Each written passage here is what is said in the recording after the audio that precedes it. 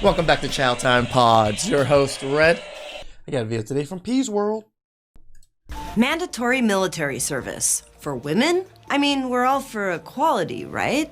EU countries have been working tirelessly to gain more recruits amid global tensions, even considering, yes, conscription. But would that include women as well? In many countries around the world, the answer would be yes. Denmark is the most recent country introducing military conscription for women. Starting January 2026, women who turn 18 after July 1st this year could be drafted by national lottery, if the military can't attract enough volunteers by then. As of now, around 25% of voluntary recruits already are women. Other European countries, like Norway or Sweden, draft both men and women.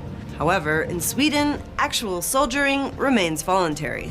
One of the most established examples of mandatory military service for women comes from Israel, where That's the one that we use the most example of, I believe. they've been required to serve in the armed forces since 1949. What about other European countries? Well, most don't have conscription yet, but are open to women joining the forces, which is also the case for Ukraine, where women don't have to serve. But in conflict zones where violence against women is prevalent, women's involvement is often crucial, and empowering women in the defense sector contributes to more effective, inclusive, and responsive strategies. So apparently in Switzerland, there is an up-and-coming vote to see whether or not military service will be mandatory for women.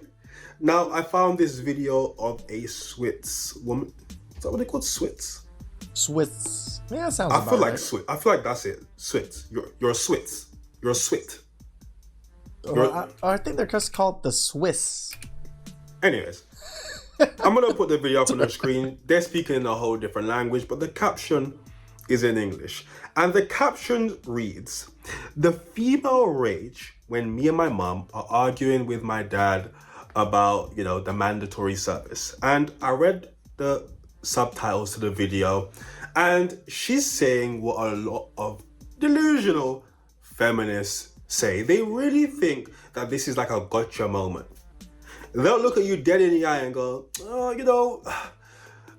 military service shouldn't be mandatory for women because it should be mandatory for no one and we just shouldn't have wars. And it's like, wow. This is so true. Women love to say, like, oh yeah, there's not going to be ever any conflict when women are in charge, or, it's all men's fault. Who would have thought of that? Who would have thought that we should just stop wars? You guys are just so brilliant. Nobody ever thought of that. That's crazy. The insight is on a different level. Things that we just can't fathom. Oh, nobody should fight in wars. Oh my God, the millions and millions and millions and millions of men who have died over the years. If they only knew the level of insight, maybe they wouldn't have died. No, maybe we just shouldn't fight each other. In that way. You see, here's the thing. You don't get equality in delusional La La Land, where everything is butterflies and rainbows. The world where war doesn't exist, it's not real, it's a fairy tale. War does exist. And this is where you have equality. You have equality in this world. And in this world, men are forced to fight in wars. Today, men are forced to fight in wars. Do you think those... I read a story of a Ukrainian 18-year-old. He tried to run. They said, "Where you going, bro?" What do you think this is? No, the women get to go. You have to stay and fight. Front line, actually. Yeah, only 18. Yeah, at 18, yeah, front line. You got equality in this world. So if those men are forced to fight, you should also be forced to fight. I'm sorry to go ahead and tell you. That just is what it is. In the ideal fairy tale world, yeah, we wouldn't have wars. But we do, though. But we do. And if you want equality, you must join. Yeah. I think it's perfectly fair, right? I think it's perfectly fair because there's plenty of non-combat roles that women can fill, and then the men can go out into combat. So it just makes sense to me that we should be also drafting women. Does it seem likely that the US is probably going to do this? Probably not. But it might be. All these other countries are starting to realize war is afoot, or something's afoot. So we need people. There's not enough volunteers, especially in the US military, to even man all the warships that we have. I know a lot of warships are out of commission because there's not enough soldiers running it. You absolutely must. I see this shit piss me off so much. I see the story of a Ukrainian woman came to the UK. She's talking about, it's too diverse here. I said, He hadn't necessarily taken into consideration the cultural differences. But those cultural differences weren't often talked about when Andrea signed up to the Homes for Ukraine scheme. She lives in a diverse part of Birmingham. After a week of staying there, her guests told her there were too many Muslims in the area. Yo, hit the front line. What are you doing there about it's too diverse in the UK? Go on the front line there. Go back to war. Right? What are you talking about? The privilege. When you ask, is it true equality if men have to go into the army in Switzerland and women can choose? Remember that Switzerland has not fought in any wars in the living memory of anybody who's alive today. And women have, during that time, continuously been giving birth, been awarded the right to vote only in 1971, and still have a lot of catching up to do as regards. Yeah, let's catch you up to the army right away. Let's get to it. Things like equal pay and work at home. Yeah, men should do equal dishes. Absolutely, men should do equal dishes. That is fundamental to equality. And then perhaps we can talk about military service in a country that does not go to war. Yeah. But if the country doesn't go to war, then what's the problem? Exactly. This is all theoretical, right? In theory, if there were a war, but none of us has seen a war, then women would have to go and fight on the front line just like men. We've never seen a war in our lifetime, so what's the actual problem? What does giving birth have to do with anything? What does that have to do with anything? Well, considering that's what they usually say that women do is give birth, but most women, even especially in Switzerland, are not giving birth at the rate that they used to. So you guys aren't fulfilling your side end of the bargain either. Only since 1971. That's a long time ago, I'll tell you that. That's a decent time ago. That's like 50-some years. Yeah, equality is equality. You know? Mm-hmm. Equality. There's no like, oh, but is it? No, equality is equality. So, have at it, ladies. So, there is actually a pretty big problem with feminism today. So I'm about to mansplain what I think that is. And it's that people talk about modern feminism like it's just one single movement. And that is a severe optics problem, because feminism isn't just activism, it's a school of thought. And like any other school, whether it's philosophy, politics, or economics, it splits, it evolves, and it argues with itself. Now, people love to categorize feminism with waves, right? But the real story is way messier.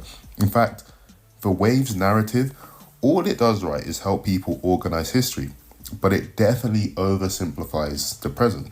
See, feminism today is more like a constellation of schools. So think liberal, radical, Marxist, intersectional, post-colonial, sex-positive, abolitionist, and they all don't agree on substance and priorities. So I'm going to give you an example, right? So it just makes sense because what was it? J.K. Rowling is considered some like a TERF, that she's a feminist that doesn't care for like the trans people. So you're like a feminist that doesn't care for trans people. Now you're a different feminist from the other feminists that care about trans people now. Like, a few weeks ago, I was... Before he gets into the example, I love when people have the same idea that I have or I've had, but they just articulate it in a way better way or a way different way. Yeah. I've always spoken about... This is exactly why I do the podcast or my videos the way I do. I'm not the greatest articulator, but there's other creators that are better articulating things, but I can always add in my thoughts. Feminism in the idea of like a pyramid, or, you know, you have the subtitle, which is feminism, and then you have all these subsections coming down. They don't all agree with each other. Nope. They are very contradictory, but they are all linked to feminism. And it's kind of what this guy is saying here, but just, in a better way. Recommended a book called Why Does the Patriarchy Exist by Carol Gilligan and Naomi Snyder. I made it 6 pages in, and then I was like, yeah, I'm not reading this. This is nonsense. Respectfully said, it's not for me. I will even post the exact part which lost me. It was something like, the patriarchy is a culture based on gender binary and hierarchy, and that elevates some men over other men and all men over women. Now pause. White women owned slaves. White women had male servants during the apartheid. The queen was a white woman. This is one thing I understand about the UK and UK family. The queen was literally a white woman, and there were times where kings and queens, they ruled over governments, and we've had queens throughout history. So what kind of cognitive dissonance does it take for a feminist to write this shit? I don't understand. I don't get it. Under the patriarchy, all men are over all women. So you've just ignored human history, basically. You've just written off the entirety of human history. That means nothing. That means nothing. Really think about what they just wrote. All men over all women. No class, no race, no global nuance, just a flat hierarchy. So I thought, okay, let me Google them. So I Googled first, Carol Gilligan. Jeez. Born in New York, daughter of a lawyer, professor at NYU. Then I Googled Naomi Snyder. Law graduate from NYU. She also studied at LSE as well. Both white, both highly educated and Western. So they're telling me, right? They're telling me that they're at the bottom of the ladder. Below any black boy in London who has been stopped and searched regularly. Below any working class man doing manual labor. Anywhere in the world, below any man in prison, below any undocumented migrant man. That is definitely not my feminism. That is not the feminism that I agree with, right? And I say that as someone who does actually take a lot of these gender issues seriously. I don't think I align with all feminism, but I definitely read and agree with a lot of it, right? But that branch, which is rooted in a very specific white liberal academic worldview, yeah, that definitely does not speak to me. What? And that's the trap that many fall into, women especially, right? So, especially minority women. I want to know in the comments, and don't be ridiculous unless you actually believe what you're saying, right? How much of feminism do you agree with? Historically, but taking everything into context, how much of feminism do you actually agree with? Maybe 20-30%. I think women should have equal rights to men, should have equal opportunity to men. That's about it. That's the only thing that I've always kind of been like, okay, yeah, that makes sense. I would say, if I look back in history, I was a feminist probably up until the 80s or the 90s. Whenever the third wave came in, that's when I was no longer a feminist. The first and second wave, I would consider myself a feminist. Third wave, burn it, put it in a bin, do whatever you want to do with it. But if there's 3 waves, and I'd say 2 waves, then that would be 66%, right? Let me know in the comments what wave of feminism do you agree with or don't agree with? I don't go by it in waves. I'm just going by what they fight for. And again, women's rights to be equal to men and women's opportunity to be equal to men. Understandable. Everything else, sexual liberation, LGBTQ stuff, no dice. Women as a whole, right? They sign up to feminism under the banner of empowerment or equality, and then they later find out that they disagree with entire branches of it. Some, for example, don't align with the inclusion of trans issues. Others are skeptical about sex work being framed as liberation. And suddenly, they either feel alienated or it's so easy to poke holes in their worldview, right? But that's not confusion. It's actually tension or pluralism, right? And that's why intersectional feminism emerged. It emerged to address how race, class, and identity shape experience. But even that's become a catch-all term that different groups bend to their own meaning. For example, you mentioned African feminism. That often roots itself in equity, community, and cultural specificity. It's not trying to mimic, the Western models. It's trying to actually fix problems within that specific context. But again, that's just one school of many. And yeah, the optics of feminism today are messy. But that's because we keep trying to package a philosophical tradition into a one-shoe-fits-all movement. And the problem with this is when we pretend it's a single unified voice, we create the illusion that any disagreement means confusion or betrayal. That's why you have war between TERFs and SWERFs and all the other stuff. And all these words weaponizing, different schools against each other. When really it just means that we're doing what every serious tradition does, arguing about the world and our place in it. But yeah, it's just my opinion. This was a great video. These feminists don't know what category they fall into. I'm pretty sure they probably don't even really know what the categories, okay? I mean, it's similar to politics where, some people are liberal, some people are conservative, but there's a spectrum, right? I think feminism is a spectrum of different thoughts and processes. Same thing with liberal, conservative, whatever other independents and other things like that, right? Because I consider myself somewhat liberal, but I do lean more towards conservatism. So I can't really call myself truly conservative, nor can I ever even call myself liberal nowadays, ever.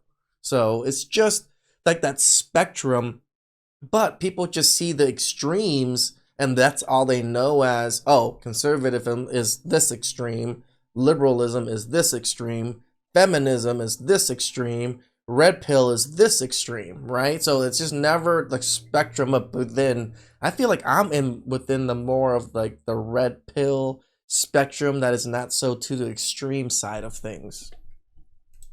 Or they don't know that there are different categories. But if we could identify the categories, or at least the main ones, someone like myself, I believe, would have less prejudice towards modern day feminism. Because if you were interacting with a feminist and she said, yeah, I'm a feminist, but I'm a this feminist.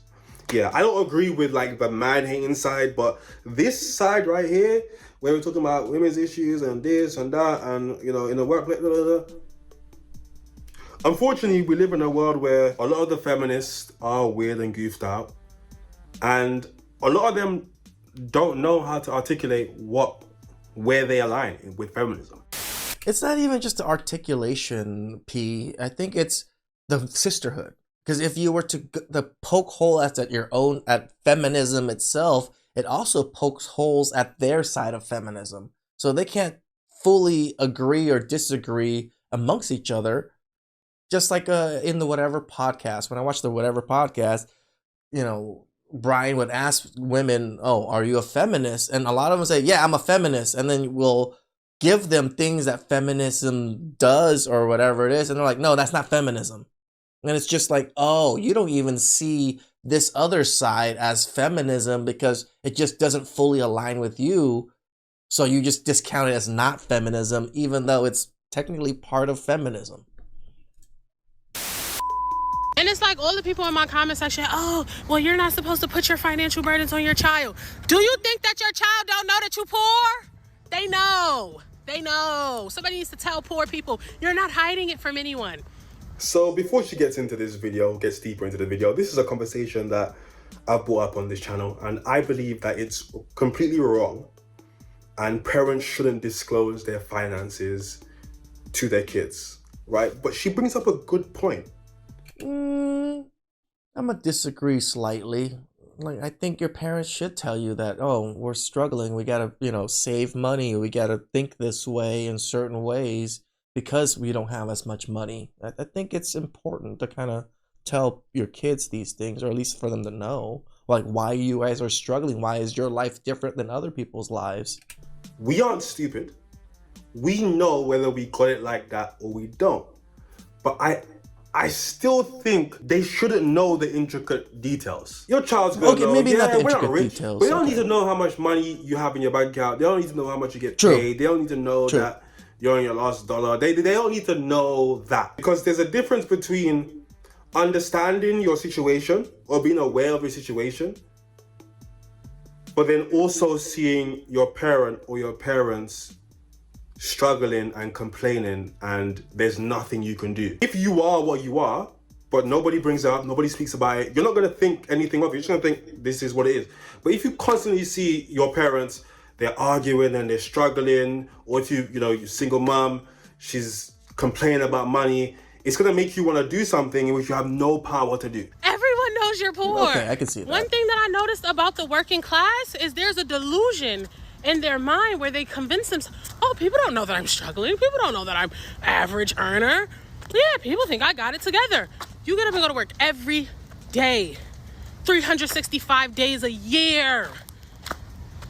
I don't know very many people that work every day other than my family and people that own businesses. You have loans, debt, you drive a very regular car. None of these things are bad, but none of these things point to wealth. Let's be real. When people are wealthy, you know. You can see, you can tell. Bill Gates, he doesn't wear designer. He just wears Nikes. But I bet you when you see him getting in the back of that truck that he got a driver, yeah, you know what's going on. Stop the delusion. Part of why we don't have true class solidarity is because poor people don't ever want to admit that they're poor. Because I actually 100% agree with this one. They think they're not poor because they're not homeless. So they think poor is homeless and they're normal. You're poor. Sorry to break it to you. And your children know that. Your children know that. And your children should know why the system allows poverty, how it all happened. What role did you play in that? Where and how do you expect them to either be a part of this system or transcend their class or how to cope? You need to be real with your children about that, because I don't understand people that raise their children in poverty, especially extreme poverty, where the bills aren't paid, the heat is off, water, lights is off in the house, but we don't want to let burden the kids. They know. Trust me, when they was in the house shivering with no food in the fridge, they knew. Yeah, I'm sorry. These are growing up conversations. Why do kids need? I can see where P was getting at. Yeah, I wouldn't tell all my kids all that stuff. To be having these growing up conversations, they can have it when they're older, but I just thought kids should be able to be kids. True. Why do you have to discuss the system and they will know this stuff when they get older. You don't need to burden them with that when they're kids. What can they do? Why? Like, what's the point? I can disagree with P on this one. Telling them when they're young, at least when they're young enough to understand what's going on exactly, so they can prepare themselves. I think that's part of why they're saying these things. Because when you're like us, a lot of men didn't understand red pill. We didn't understand women. We just kind of went about life a certain way. So us going about life that way without any information of the red pill side or just how women operate and things like that, we kind of get blindsided. We kind of screw up. We fall on our faces and our ears open up, like I always say, right? That's where I see where if you did tell them, say, maybe then when they're like 12, 13, 14 in high school and they kind of understand everything, then they can kind of readjust their life. People think kids hear things and then it just goes in one ear and out the other. You think if you start discussing money with your kids aren't going to be sitting there at night worried about you? Worried, like, how can I help? What can I do? What can I do? This is how kids join into gangs and start doing drugs because they want to help their mom. They're like 15 years old. True. Very true. As much as I get it, but just not with kids though. Just let them turn 18. And then you could have all those discussions. Or no, I disagree with the 18 part. I think we should start teaching them at 14. In high school, when high school starts. Yeah, think about your future. Think about if you want to go to college. Think about what you might want to do. Those are important things that you should probably think about at least. 17 or whatever the case is. But kids, you don't need to be having that conversation with a 13-year-old. I'm sorry. You're just dumb. see why I enjoy P, because me and him don't fully agree on actually everything. We actually disagree with quite a bit of things, but I can also see his side of thought process, and I can still somewhat agree with it, even though I have disagreements with certain parts of it. And that's the great thing about discussion and videos like mine, I guess, is we get to see other people's point of views, even if I agree or don't agree. Most of the time I do agree, because I try to find creators that are more, like-minded like me, but doesn't mean I have to agree with everything, and doesn't mean I don't dislike them or like them. I still like all the creators I feature, even if I disagree with them with certain subjects. Please like, subscribe, comment down below. I really appreciate that, and I'll catch you guys next time. Ciao.